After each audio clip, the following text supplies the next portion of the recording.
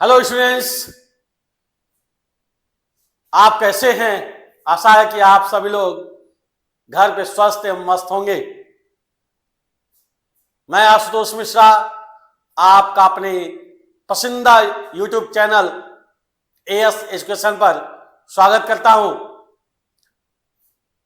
आज आपकी क्लास गति की यानी मोशन से संबंधित दूसरी क्लास है।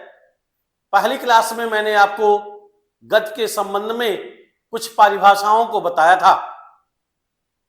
आशा है कि आप सभी लोग उन सभी बातों को अच्छे से देखे होंगे और समझे होंगे, और जहां तक आशा है आप लोग अच्छे से याद भी कर लिए होंगे।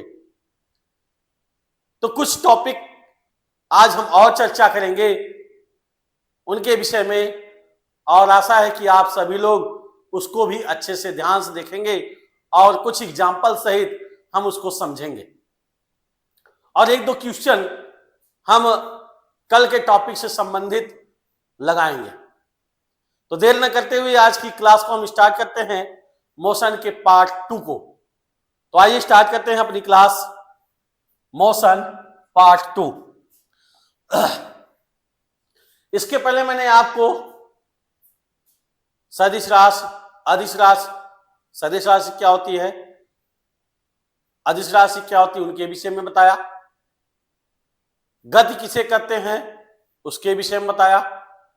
दूरी किसे कहते हैं उसके विषय में बताया। विस्थापन क्या होता है उससे संबंधित बात की। उसके बाद चाल के विषय में हमने बताया चाल क्या होता है और ये कितने प्रकार के होते हैं। उन सभी चाल के विषय में हमने समझ लिया, उससे संबंधित एक दो क्वेश्चन मैंने आपको बताए थे। तो आइए आज हम वेग के विषय में जानते हैं कि वेग क्या होता है। तो समझते हैं और समझने का प्रयास करते हैं कि वेग क्या होता है। चलिए देखते हैं वेग क्या है। किसी वस्तु द्वारा एक निश्चित दिशा में एकांक समय में, अभी हमने बताया था विस्थापन क्या होता है। विस्थापन में दिशा का ज्ञान होता है। हमने उस दिन बताया था आपको कि 5 किलोमीटर जाना है, कहां जाना है ये नहीं पता है तो ये दूरी हो गई। हमने कह दिया 5 किलोमीटर उत्तर दिशा में जाना है, ये क्या हो गया, विस्थापन हो गया, मतलब दिशा का ज्ञान हो गया। तो उसी तरह वेग में भी होता है। अगर मैं कहूं कि 5 किलोमीटर जाना है, यानी आपको 1 घंटे में 5 किलोमीटर चलना है, तो कहां चलना है इससे कोई मतलब नहीं, लेकिन 1 घंटे में आपको जाना है, तो ये क्या हो गया, आपकी चाल। यानी 1 घंटे में हमने कहा कि 5 किलोमीटर आपको तय करना है 1 घंटे में, यानी इसमें दिशा का ज्ञान नहीं दिया गया है, इसमें दिशा का ज्ञान नहीं है। तो ये कौन सी राशि हो जाएगी, हमारी अदिश राशि हो जाएगी। कौन सी राशि हो जाएगी भैया, अदिश राशि हो जाएगी। लेकिन यही मैं कह दूं कि आपको 5 किलोमीटर 1 घंटे में उत्तर दिशा में जाना है। कहां जाना है, उत्तर दिशा में जाना है। तो ये हमारी क्या हो जाएगी, सदिश राशि हो जाएगी। और जब सदिश राशि हो जाएगी तो ये हमारा क्या हो जाएगा भैया, वेग हो जाएगा। क्या हो जाएगा, वेग हो जाएगा। तो यहां देखते हैं वेग की परिभाषा क्या हो गई हमारी। कह किसी वस्तु द्वारा एक निश्चित दिशा में एकांक समय में तय की गई दूरी को उस वस्तु का वेग कहते हैं। एकांक समय में यानी एक समय में, या 1 घंटे में, या तो 1 सेकंड में, या तो 1 मिनट में तय की गई दूरी हमारी क्या कहलाती है, वेग कहलाती है। या दूसरी परिभाषा हम इसको कह सकते हैं, विस्थापन की समय के साथ परिवर्तन की दर को हम क्या कहते हैं, वेग कहते हैं। यानी वेग बराबर क्या होगा भैया, हमारा वेग बराबर क्या होगा, वेग बराबर हो जाएगा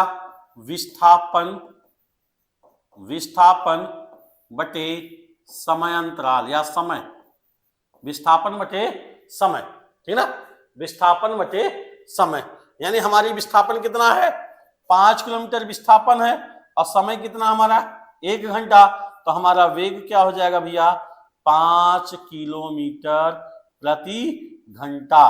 कितना हो जाएगा, 5 किलोमीटर प्रति घंटा। यानी उत्तर दिशा में अगर विस्थापन है तो हमारा 5 किलोमीटर प्रति घंटा हो जाएगा।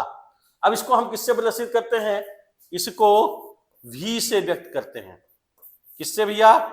v से, यानी v के ऊपर हम एक तीर लगाते हैं तो ये बताता है कि इसमें दिशा का ज्ञान है, तो v से व्यक्त करते हैं। किसे करते हैं? v से। और इसका मात्रक क्या होता है? इसका मात्रक क्या होता है? इसका मात्रक मतलब मापा जाता है। मात्रक क्या होता है भैया? मीटर प्रति सेकेंड होता है। क्या होता है? मीटर प्रति सेकेंड होता है। मात्रक मतलब जिस इकाई में किसी वस्तु को मापा जाता है। तो हमें वेग को किस में मापते हैं? मीटर प्रति सेकंड में। तो ये हो जाएगा वेग का मात्रक। ठीक है, आशा है कि आपको आसानी से समझ में आ गया होगा। चलिए आगे बढ़ते हैं। अब आते हैं वेग के प्रकार पर, यानी टाइप्स ऑफ वेलोसिटी। वेग के कितने प्रकार होते हैं? वेग के कितने प्रकार होते हैं या कितने प्रकार का वेग होता है? तो वेग देखें, एक समान वेग, असमान वेग, औसत वेग, तात्कालिक वेग। जिस तरह से चाल को हमने 4 भागों में बांटा था, असमान चाल, एक समान चाल, औसत चाल और तात्क्षणिक चाल या तात्कालिक चाल, उसी तरह वेग के भी 4 भाग होते हैं, यानी 4 प्रकार के वेग होते हैं। कौन कौन से? एक समान वेग, असमान वेग, औसत वेग और तात्कालिक वेग या तात्क्षणिक वेग। तो आइए समझते हैं एक समान वेग क्या होता है। यदि कोई वस्तु एक ही दिशा में, एक ही सरल रेखा में, समान समय में, समान दूरी, ध्यान समझिएगा, कह रहा एक ही दिशा में, दिशा भी एक ही हो, एक सरल रेखा में हो, यानी एक सीधी रेखा में हो, समान समय में, यानी उसकी समय निश्चित हो, कितने समय में चलना है, समान दूरी तय करता हो, तो उस वस्तु का वेग क्या होता है? एक समान वेग कहलाता है। यानी उस वस्तु के वेग को हम क्या कहेंगे? एक समान वेग कहते हैं। यानी वो सीधी रेखा में चल रहा हो, एकांक समय में, यानी एक समान समय में समान दूरी तय कर रहा हो, तो उसको वेग को हम कहते हैं एक समान वेग। दूसरा है असमान वेग। क्या है? असमान वेग। कह रहा यदि कोई वस्तु एक ही दिशा में, समान समय में, यानी दिशा भी एक ही हो, समय भी एक ही हो, लेकिन उनका जो विस्थापन हो या जो दूरी तय करता हो वह क्या हो? असमान हो, यानी असमान दूरियां तय करता हो, तो उस वस्तु का वेग क्या कहलाता है? असमान वेग कहलाता है। यानी दिशा भी एक ही हो, समय भी समान हो, लेकिन दूरियां उनकी क्या हो? असमान हो। दूरियां उनकी क्या हो? असमान हो, तो उसके वेग को हम कहते हैं असमान वेग। क्या कहते हैं भैया? असमान वेग हम कहते हैं। ठीक है, चल अगला क्या हमारा? औसत वेग। औसत वेग क्या होता है? किसी वस्तु द्वारा तय किए गए कुल विस्थापन तथा विस्थापन को तय करने में लगे समयांतर के अनुपात को, यानी कुल विस्थापन जितना दूरी तय किया है, जितना विस्थापन उसका तय किया हुआ है, वह और विस्थापन, उस विस्थापन को तय करने में जितना हमारा समय लगा है, उनके अनुपात को हम क्या कहते हैं? औसत वेग कहते हैं। एक दूसरी परिभाषा के अनुसार अगर हम समझें, दूसरी परिभाषा के अनुसार यदि किसी वस्तु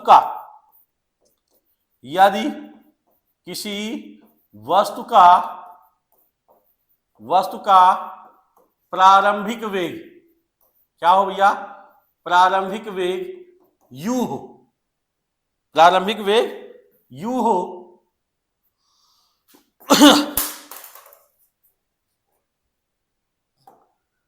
प्रारंभिक वेग क्या हो? u हो, और अंतिम वेग, और क्या हो? अंतिम वेग v हो। यानी मान लिया कोई वस्तु गति कर रही है और उसका प्रारंभिक वेग u है, और t समय बाद उसका वेग क्या हो जाता है? v हो जाता है। उसका वेग क्या हो जाता है? v हो जाता है, और अंतिम वेग v हो, तो औसत वेग, तो हम उसका औसत वेग निकालेंगे। तो औसत वेग निकालेंगे तो क्या हो जाएगा भैया? u plus v by 2।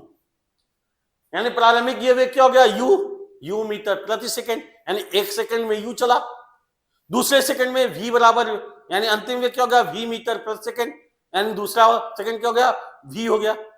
अब दोनों का योगफल कर देंगे, बचे समय कितना लगा, पहले में 1 सेकंड, दूसरे में 1 सेकंड, यानी 2 सेकंड हो गया। तो हम लिख देंगे औसत वेग बराबर u प्लस v बाई 2, या इसको ऐसे भी ले सकते हैं कि औसत वेग, इसको क्या लिख सकते हैं भैया कि औसत वेग बराबर प्रारंभिक वेग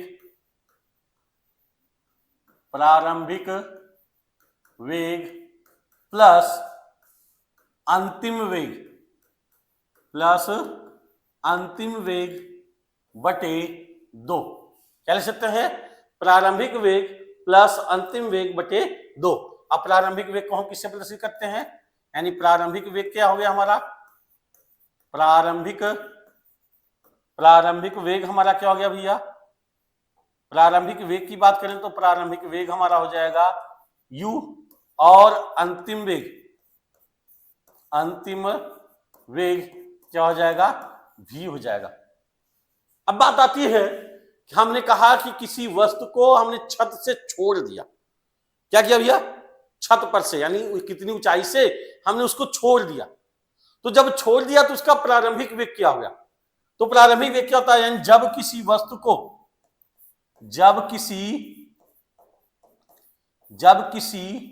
वस्तु को मुक्त अवस्था में छोड़ा जाता है, जैसे मुक्त अवस्था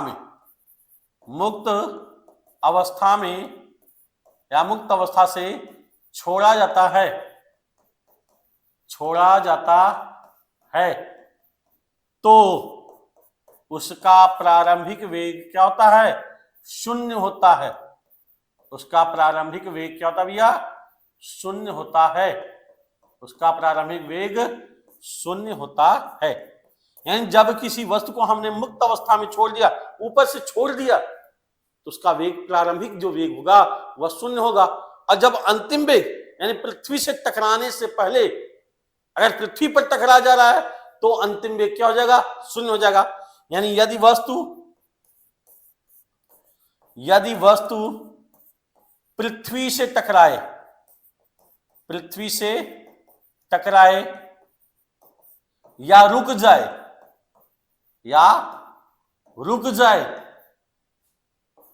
तो अंतिम वेग क्या हो जाएगा, शून्य हो जाएगा। अंतिम वेग क्या हो जाएगा, अंतिम वेग शून्य होगा। कितना होगा भैया, अंतिम वेग शून्य होगा। देखो हमने 2 कंडीशन बता दिया। पहला कंडीशन क्या बताया, यदि कोई वस्तु मुक्त अवस्था से छोड़ी जाती है तो उसका प्रारंभिक वेग क्या हो जाएगा, शून्य हो जाएगा। और यदि कोई वस्तु पृथ्वी से टकराती है या रुक जाती है तो उसका वेग क्या हो जाएगा, अंतिम वेग शून्य हो जाएगा। ये 2 चीजें हैं आपकी, ठीक है। चले अब और समझते हैं तात्कालिक वेग। क्या दिया हमारा, तात्कालिक वेग क्या है, किसी विशेष क्षण पर वस्तु के वेग को हम तात्कालिक वेग कहते हैं।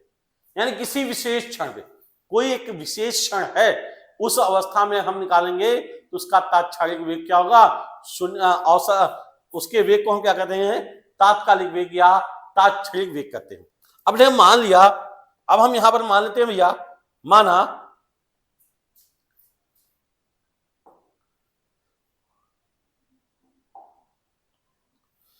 लेते हैं, माना कोई वस्तु विशेष समय यानी डेल्टा टी समय में, क्या है, डेल्टा टी समय में डेल्टा यस यानी विशेष दूरी तय करती है, डेल्टा यस दूरी तय करती है, डेल्टा यस दूरी तय करती है, ठीक है। तो उसका औसत वेग क्या हो जाएगा, v बार बराबर क्या हो जाएगा भैया, delta S upon delta T. क्या हो जाएगा, delta S upon delta T.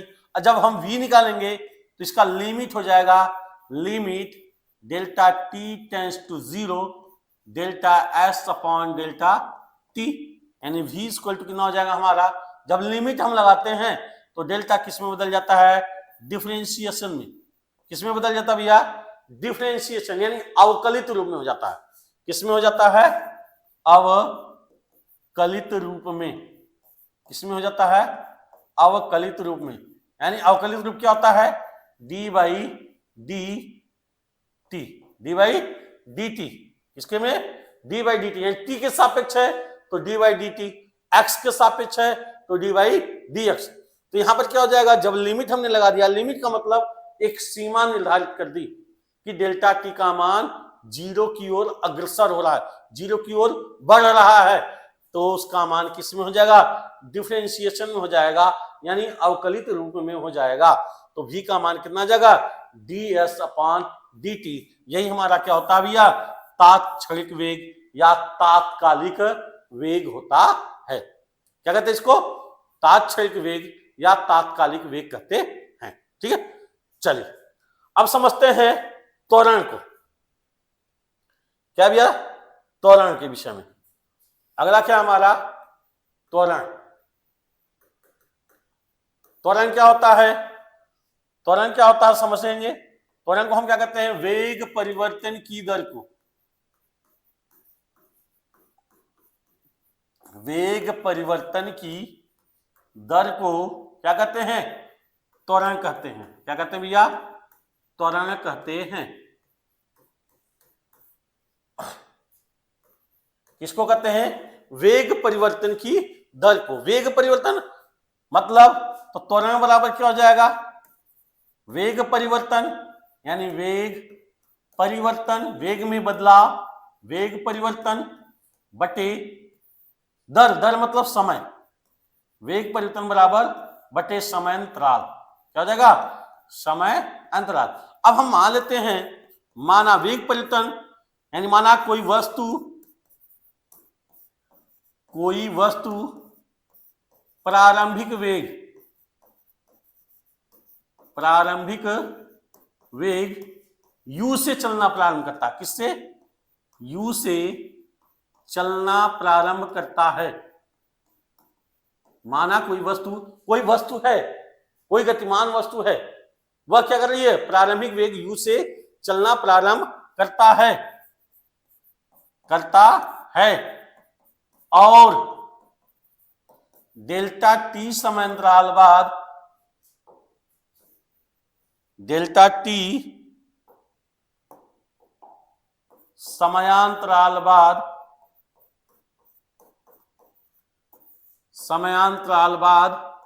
उसका वेग कितना हो जाता भैया? v हो जाता है, v हो जाता है। मतलब अब हम एग्जांपल देते हैं। कोई गाड़ी है, वह चल रही है, मान लिया उसकी चाल हमने बताया 10 किलोमीटर प्रति घंटे की चाल से चल रही है। कितना चलिए? 10 किलोमीटर प्रति घंटे की चाल से चल रही है। अब 2 घंटे बाद, 2 घंटे चली, 2 घंटे बाद उसकी चाल हो गई 20 किलोमीटर प्रति घंटा। 10 किलोमीटर प्रति घंटे की चाल से चल रही थी, अब 2 घंटे बाद उसकी चाल हो गई 20 किलोमीटर प्रति घंटा। तो हम अगर यहां से निकालें तो वेग परिवर्तन में यानी वेग में बदलाव कितना हुआ? 10 था, हो गया 20। तो परिवर्तन क्या हो गया? 20 में से 10 को हम घटा देंगे तो आ जाएगा हमारा 10। तो उसी तरह से क्या है? माना कोई वस्तु प्रारंभिक वेग u से चलती है और डेल्टा टी समयांतराल बाद उसका वेग क्या हो जाता है? v। तो वेग परिवर्तन निकालेंगे। वेग परिवर्तन यानी वेग परिवर्तन बराबर क्या हो जाएगा?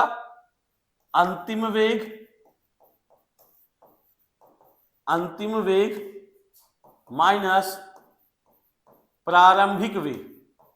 क्या हो जाएगा भैया?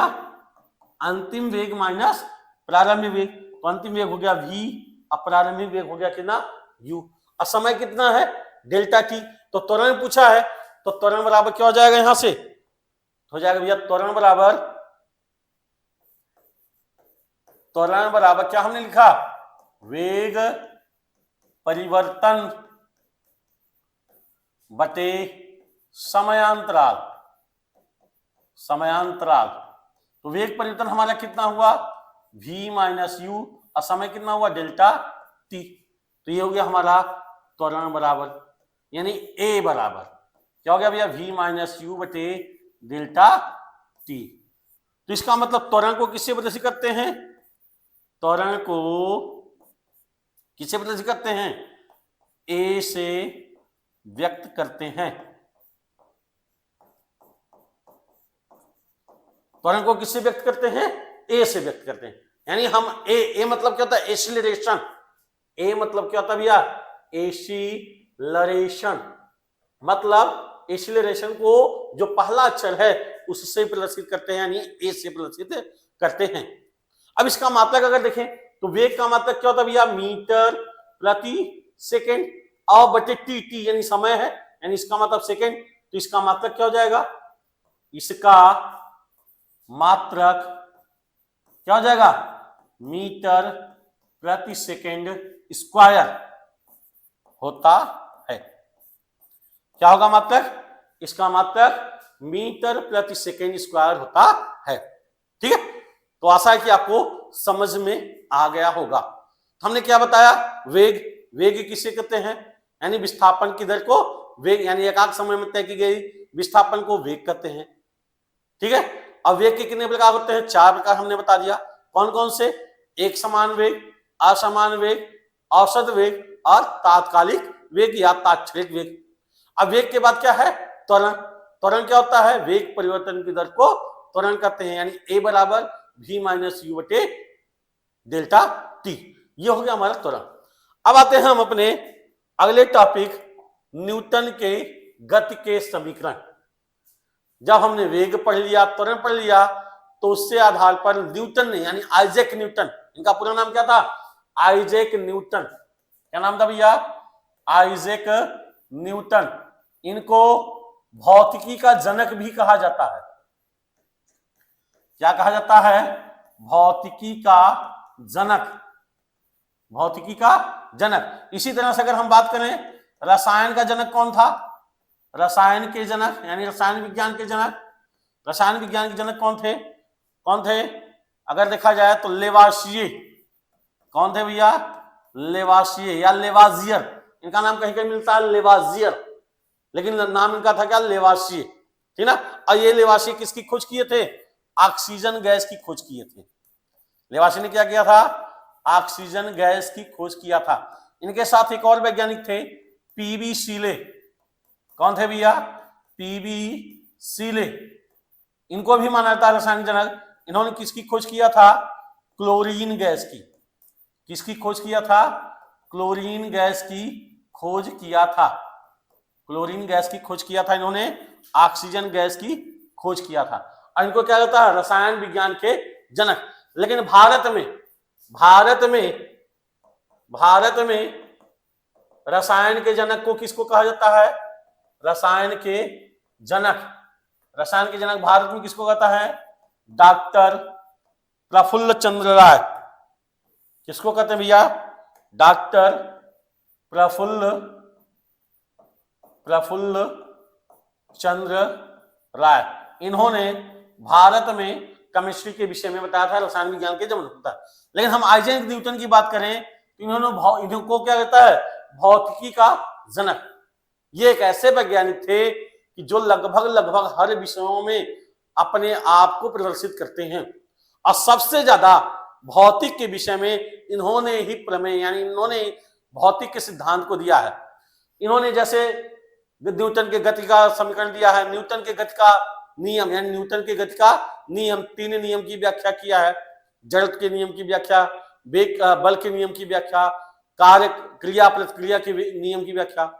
इन्होंने फिजिक्स में प्रकाश के संबंध में कर्ल का सिद्धांत दिया है, विस्थापन विधि दिया है, फोकस दूरी के विषय में बताया था, प्रकाश के परावर्तन के विषय में, अपवर्तन के विषय में बताया था। इस प्रकार से तमाम ऐसे, यानी अनेक ऐसे सिद्धांत हैं जो भौतिकी में आइजैक न्यूटन ने दिए थे।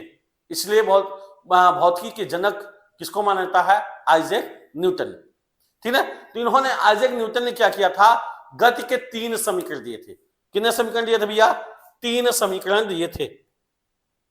कौन कौन से हैं गति के 3 समीकरण, पहला है हमारा v = u + at, दूसरा हमारा है S equal to U T plus half A T square. और तीसरा हमारा है V square equal to U square plus 2as। यानी ये तीन गति के समीकरण हैं, ये तीन गति के समीकरण हैं जो आइजैक न्यूटन ने दिए थे, और इसी के आधार पर हमारे किताब में सवाल भी हैं।